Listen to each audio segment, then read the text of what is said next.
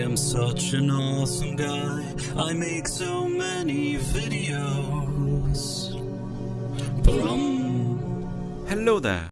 Price of Reason here with a movie review. As you may all know, 2023 hasn't exactly been the best year for Disney at the box office. Almost every major theatrical release they had this year has performed poorly, with maybe the exception of Guardians of the Galaxy, a movie that was basically a leftover from 2018. Ant-Man, The Little Mermaid, Indiana Jones and the Dial of Destiny, The Marvels have all collectively lost Disney well over $1 billion this year, so their latest release, Wish, really had a lot riding on it.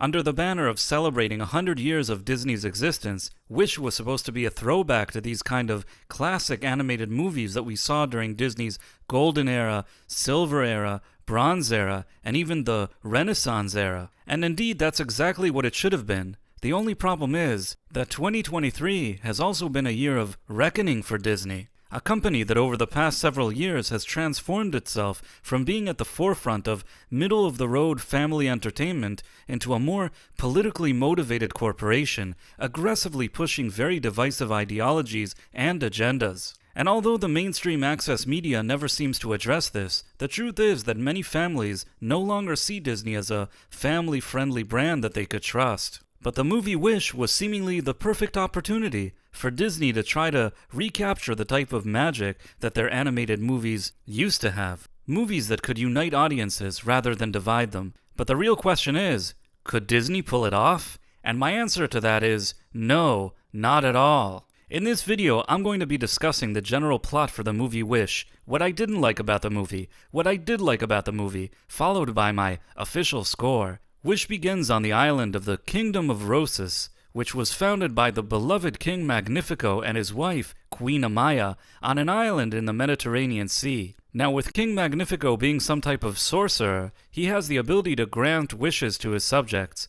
The way this works is that when they turn 18, they give him their wishes, and he holds on to them for safekeeping. And once a month he chooses one of his subjects and grants that subject a wish. And with King Magnifico being a straight, white male, what could possibly go wrong? Enter the protagonist of the story, 17-year-old Asha, whose grandfather has just turned 100, and for his birthday, he's hoping that the king will finally grant him his wish. At the same time, Asha is hoping to get an internship working for King Magnifico in his laboratory of wishes, so she goes to an interview with the king, and the interview goes great! They really hit it off! The king is also charming, he's nice, he's kind, he sings, he dances, and he tells Asha that she's been awarded the internship.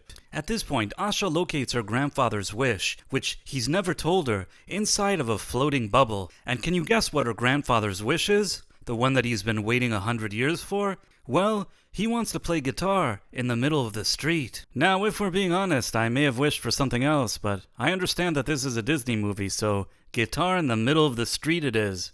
Anyhow, upon receiving the internship, Asha immediately asks the king if he can grant her grandfather's wish. King Magnifico isn't too happy that immediately upon getting the internship, Asha is already asking him for personal favors, so he tells her that he thinks it's too dangerous to give her grandfather his wish. This builds up tension between them, and the next thing you know, the king purposely doesn't give the grandfather his wish and gives it to somebody else, causing Asha to see him in a completely different light. She also discovers that once people give King Magnifico their wishes, they have no memories of them anymore. But what if they told other people their wishes before they told the king?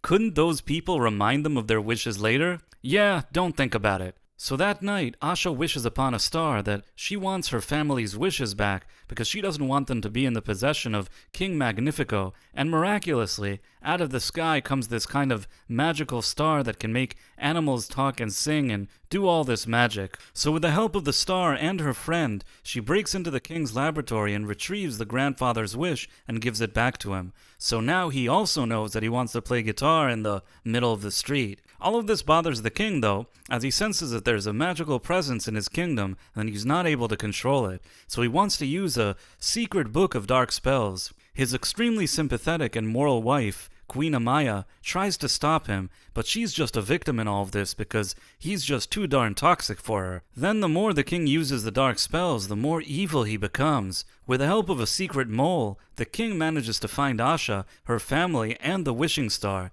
And can you guess which one of Asha's friends was the top secret mole? That's right, another straight white male. Anyhow, as punishment for Asha's actions, the king crushes her mom's wish, which makes her sad. Feeling that her family is in danger, Asha sends them to hide in a neighboring island or something. Meanwhile, though, the king gets more powerful, and the queen abandons him and joins Asha and her friends in their quest to get rid of him. By the end of the movie, the king becomes more and more evil, and in a climactic scene at the end, he manages to trap the magical star inside his staff, which gives him unlimited power. And with all of this power, can you guess what he does to this wonderful and diverse group of people? Well, he puts them in chains, of course, making him the ultimate toxic, white male oppressor. Asha then convinces the citizens of Rosas to sing and to make wishes so they can override and overpower the king. And after an uprising, the people tell the king that he was given power to protect them and not to oppress them, or something along those lines. And then they unite against him, and the king gets trapped inside of his own staff, kind of like Zod in Superman. And the movie ends with everybody celebrating on Rosas with Amaya the Queen, who is now the beloved girl boss ruler of Rosas. And of course, as her first order of business, the queen tells her servants to take the king and lock him up in a dungeon. And then, finally, Asha's grandfather gets his wish as he plays guitar in the middle of the street. And then the movie ends. Now let's talk about what I didn't like. Number 1, the messaging. From the first second of this movie, I could already see every single bit of messaging unfolding from miles away. It's not even shocking or anything at this point because Disney's agenda peddling has become super lazy. Men are bad, especially from a certain background. Patriarchy bad. Women good. Stunning and brave victims. Capitalism bad. You know the drill. At some point in the theater, I started treating this movie as a comedy because it was just so predictable that I couldn't help but laugh. And unfortunately, every single movie that comes out of Disney these days, just based on the trailer and poster, I already know what the story and messaging will be. And I'm usually not wrong. Now, if let's say a movie like Wish had come out in the 90s between The Little Mermaid and The Lion King, maybe it wouldn't be so noticeable. But in 2023, none of this messaging can just be dismissed as a coincidence at this point. It's just too obvious. Number 2, it's generic and bland. With a production budget of $200 million, this movie should have been a lot more impressive in every category. But at the end of the day, it doesn't really bring anything all that interesting to the table. While the animation isn't necessarily bad, it also doesn't stand out in any way. It pales in comparison with so many Disney classics that it attempts to emulate. The storytelling here feels rather empty and soulless, much like everything Disney produces these days.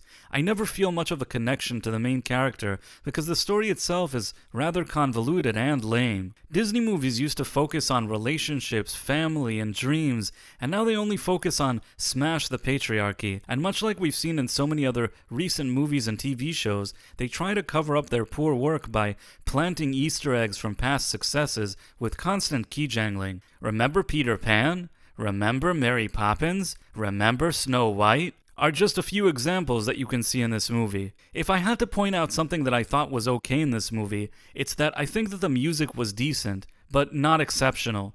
While the songs in this movie were serviceable enough, they weren't especially memorable. But if nothing else, the songs in the score were competently produced, and aside from the over-reliance on auto-tune, that part wasn't a disaster. I also think that some of the voice actors in this movie did the best they could with the material they were given. Chris Pine brings a lot of energy into this role. You could tell he's excited to be there, but at the end of the day, it doesn't really matter. Ariana DeBose is also pretty good, especially when it comes to singing. These are probably the better aspects of the movie, so maybe some people will enjoy that. At the end of the day though, I can't imagine this movie being some big success at the box office. It does have a chance to do better than the Marvels though, as I could see this movie being something that parents take little girls to. But in my opinion, this isn't a fitting movie to celebrate 100 years of Disney. If anything, it's a movie that puts into question what type of future this company even has long term if big changes aren't made. If I had to give it a score, I would say that it's a 45 out of 100, which of course is a fail. What did you think about Wish? Did you love it? Feel free to let me know in the comments, and if you enjoyed this video, please consider subscribing to my channels and also clicking on that wonderful notification bell. Thanks for watching, my friends. Thank you, and good day. Awesome.